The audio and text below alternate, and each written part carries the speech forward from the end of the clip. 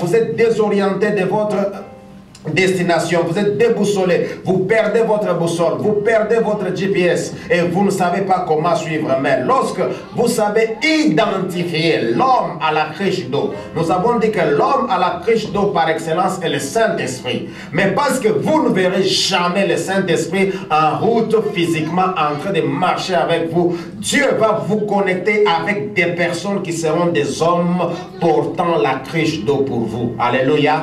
Dieu dans mon chemin, vous savez, j'ai commencé à marcher dans les ministères depuis mon appel. Je suis arrivé ici, je rencontre une déception, j'arrive là-bas, parfois chassé. Il y a un endroit où on ne savait même pas m'identifier. On ne savait pas si je représentais quel ministère. Justement, j'ai été surpris qu'on était en train de m'appeler bien-aimé. Je ne savais pas s'il y avait un nouveau ministère en dehors des 5 universels et même à côté des ministères locaux dans l'église. Je ne savais pas qu'il y avait un autre qui s'était ajouté qu'on appelait les bien-aimés. Alors vous savez, on peut appeler diacre Donna, évangéliste ceci, et l'autre là, mais à mon tour on dit bien-aimé.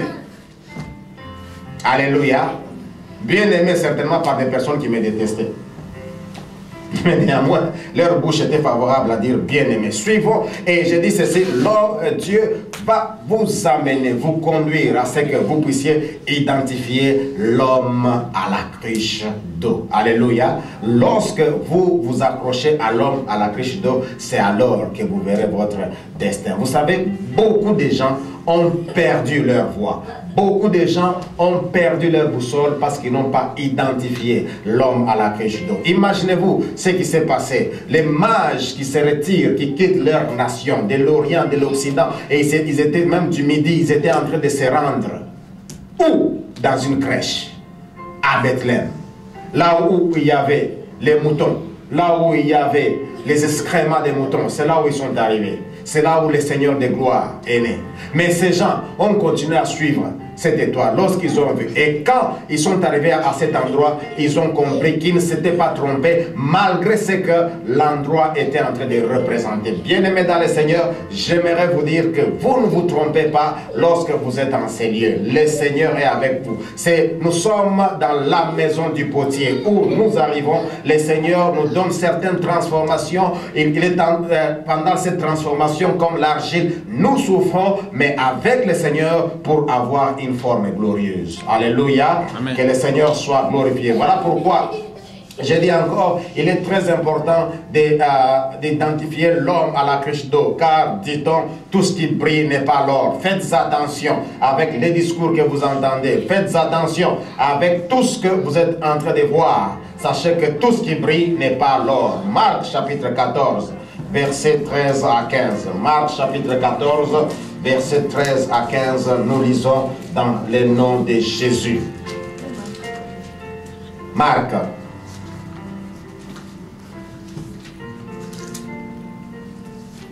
Marc se trouve entre 14. Marc se trouve entre Matthieu et Luc. Le verset 14 se trouve entre 13 et 15. Alléluia. Nous y sommes. Et les versets, à partir du verset 12, se trouve entre 11 et combien? Que le nom du Seigneur soit glorifié. Je commence par le verset 12. J'essaie un peu de vous localiser, géographiquement parlant. Le premier jour de pain sans levain, où l'on immolait, où l'on immolait la Pâque, les disciples de Jésus lui dirent: où veux-tu que nous allons te préparer la Pâque? Et il envoya 2 de ses disciples et leur dit: allez à la ville, vous rencontrerez un homme portant une cruche d'eau. Suivez-le. Il s'agit bien de l'impératif. Vous rencontrerez, suivez. Alléluia. Quand vous allez voir l'homme à la cruche d'eau, ne contemplez pas. Ne dites pas: hé, voilà, il est en train de passer avec une cruche d'eau. Non, non. Dès que vous le voyez, suivez-le.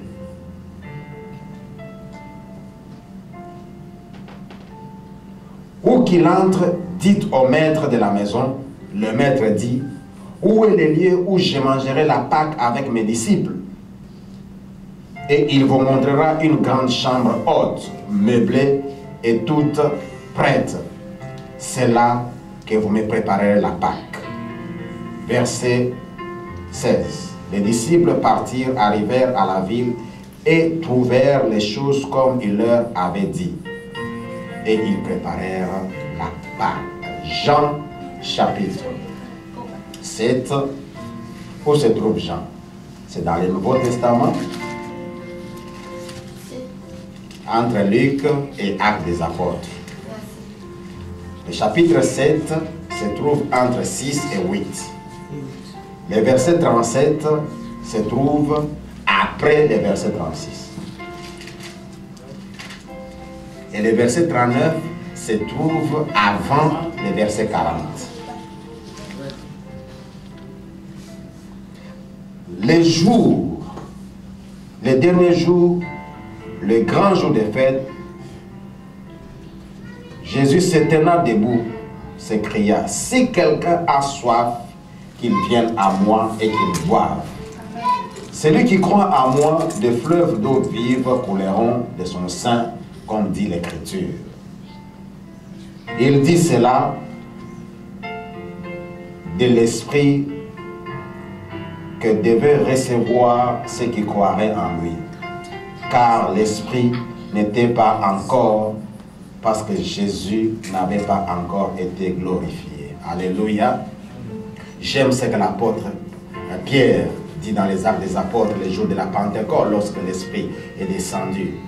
Pierre, tenant bien son discours, il dit ceci: cette promesse est pour vous, pour vos enfants et pour ceux qui viendront au loin en aussi grand nombre. Alléluia. La promesse de l'homme à la cruche d'eau, la promesse du Saint-Esprit est pour vous, pour vos enfants et ceux qui viendront au loin en aussi plus grand nombre. Que ce soit ici en Amérique, que ce soit en dehors de l'Amérique, cette promesse, la promesse de l'homme à la cruche d'eau, la promesse du Saint-Esprit est pour vous, pour vos enfants et tous ceux qui viendront au loin en aussi grand nombre. Nous étions en train de dire depuis quelques dimanches que nous devons suivre l'homme à la cruche d'eau. Et c'est en suivant l'homme à la cruche d'eau que nous allons arriver dans la chambre haute, les lieux de la Pentecôte, les lieux où nous allons rencontrer l'Esprit du Seigneur qui est l'homme à la cruche d'eau. Et c'est en ces lieux que nous allons préparer le repas du Seigneur, la célébration, les jubilés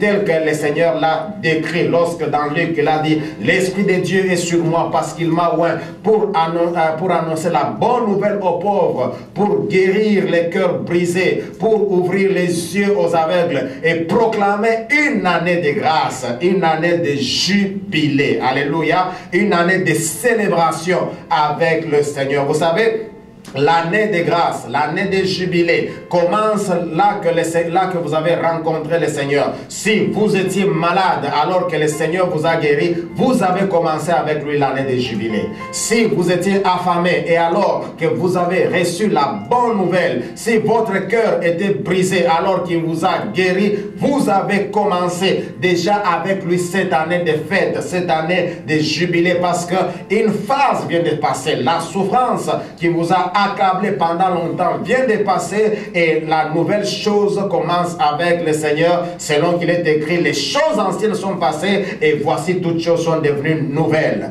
Mes amis dans le Seigneur, en suivant l'homme à la cruche d'eau, c'est pour que nous puissions aller entrer dans notre année de grâce, notre jour du Seigneur, notre jour de célébration, notre jour de Pentecôte et vivre avec le Saint-Esprit. Je disais ceci, que cette promesse, selon qu'il est écrit, est pour vous, pour vos enfants et tous ceux qui viendront au loin en aussi grand nombre. Nous sommes en train de vivre dans un monde d'intérêt. Dieu a ses intérêts envers nous et nous sommes en train de rechercher les intérêts auprès de Dieu. Voilà pourquoi nous disons: Seigneur, si tu me bénissais, en d'autres termes, si je trouve intérêt dans ce que tu es en train de faire, voici ce que je fais. Et Dieu nous bénit. Dieu nous place sur la terre en tant qu'Église pour l'intérêt de son royaume, afin que nous soyons en mesure de dépeupler le royaume de Satan pour peupler le royaume de Dieu, afin que nous puissions être en mesure mesure d'enlever tous ceux qui sont perdus, tous ceux qui font la marche avec Satan pour faire la marche avec Dieu. Alléluia. Et voilà pourquoi, pour que nous soyons capables de faire. Souvenez-vous que le même apôtre Pierre qui a fait le discours le jour de la Pentecôte, c'est le jour où on était en train de tuer Jésus, lorsque Jésus prenait la croix. Le même apôtre Paul, l'apôtre Pierre, excusez-moi, qui était en mesure de faire un discours devant une multitude lorsque l'Esprit n'était pas encore là, lorsqu'il n'avait pas encore rencontré l'homme à la riche d'eau, il était capable et en mesure de nier Jésus devant une femme. Jusqu'à ce que les coqs a chanté comme si. Mais ce jour-là, après avoir rencontré l'homme à la riche d'eau, après avoir reçu la clé qui pouvait l'amener à entrer dans les jours du Seigneur, dans l'année de grâce, dans l'année de jubilé, Pierre s'est tenu, sans toutefois tenir compte, il s'est tenu debout, sans tenir compte qu'il y avait des hommes en armes, qu'il y avait ceux qui pouvaient, ceux autrefois qui étaient en train de l'accuser, ceux autrefois qui étaient en train de le terroriser. Il se tient, il commence à proclamer la parole de Dieu. Et les hommes qui étaient là l'entendant dit, hommes, qu'est-ce que nous devons faire? Dire, repentez-vous et croyez à la bonne nouvelle. En d'autres termes, détruisez-vous afin que vous soyez rebâtis. Dieu continue de nos jours, comme il a fait à la Pentecôte avec tous les autres. Dieu continue de nos jours à oindre les individus en vue de la prédication, en vue du témoignage, en vue du chant, en vue de l'intercession. Mes amis, nous avons dit que nous avons besoin de l'onction pour prêcher. Nous avons besoin de l'onction pour témoigner. Nous avons besoin de l'onction pour chanter. Nous avons besoin de l'onction pour intercéder. Nous avons besoin de l'onction pour travailler. Nous avons besoin de l'onction pour être un bon avocat. Nous avons besoin de l'onction. Vous avez besoin de l'onction pour être un bon chauffeur. Vous avez besoin de l'onction pour être un bon médecin. Vous avez besoin de l'onction pour faire ce que Dieu vous a appelé à faire. Nous n'avons pas, et vous n'aurez pas besoin de l'onction seulement pour prêcher. Tout le monde n'est pas appelé à prêcher, mais tout le monde peut avoir l'onction pour faire ce que Dieu l'a appelé à faire. Même le président de la République a besoin de l'onction. Même le président du Sénat a besoin de l'onction. Même le général des armées a besoin de l'onction. Même ceux qui vont en guerre, ils ont besoin de l'onction. Les jougs de la maladie et tout ce dont le diable essaie de nous accabler sera anéanti grâce à l'onction du Saint-Esprit. Grâce à la rencontre de l'homme à la cruche d'eau. L'onction nous permet de connaître des choses surnaturelles. Vous savez, mes amis, c'est à cause de l'onction que les uns les autres nous sommes en relation. C'est à cause de l'onction que certaines portes nous sont ouvertes. Vous savez, il y a certaines personnes avec qui on ne pouvait pas s'asseoir. Il y a certaines personnes, lorsqu'ils passent, vous ne pouvez même pas les serrer la main. Mais l'onction vous amènera à entrer même dans la maison du roi. L'onction vous amènera à toucher, à palper même les choses surnaturelles. Cependant, plusieurs n'y accèdent pas par crainte commune. Et il y a certaines craintes qui font que nous ne puissions pas recevoir l'onction du Saint-Esprit. Il y a certaines craintes qui font que nous ne puissions pas recevoir la puissance du Saint-Esprit. Et aujourd'hui, j'aimerais énumérer quelques craintes. Vous savez, si vous échouez, ce n'est pas parce que vous êtes incapable. Si vous échouez, ce n'est pas parce que vous n'êtes pas intelligent. Vous l'êtes. Mais il y a des choses communes qui font que vous n'arrivez pas. Parfois, c'est question de faire marche arrière. Parfois, c'est question de sous-estimer. Alors, voici quelques points que nous allons énumérer ce matin, afin de comprendre pourquoi nous n'accédons pas